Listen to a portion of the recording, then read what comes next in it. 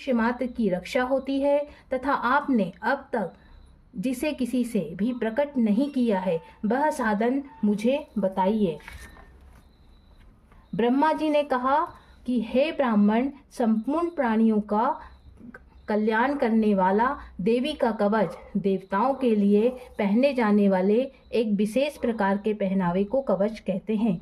इसी तरह यह स्रोत भी है, इसके पाठ से साधक सर्वदा सुरक्षित रहता है, अत्यंत गोपनीय है। हे महामुने, इसे सुनिए।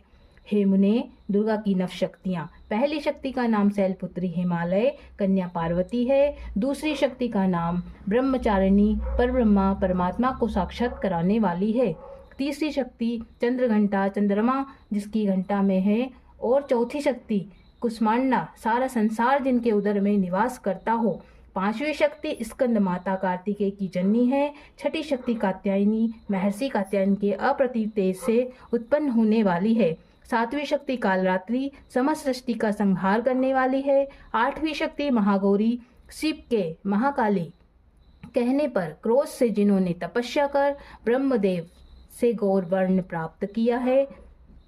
नवी शक्ति सिद्धरात्रि समस्त जगत को अणिमा लघिमा प्राप्ति प्रकाम्य महिमा इसित्व वसित्व कामा वसायिता इन 8 रूपों से सिद्धि देने वाली है।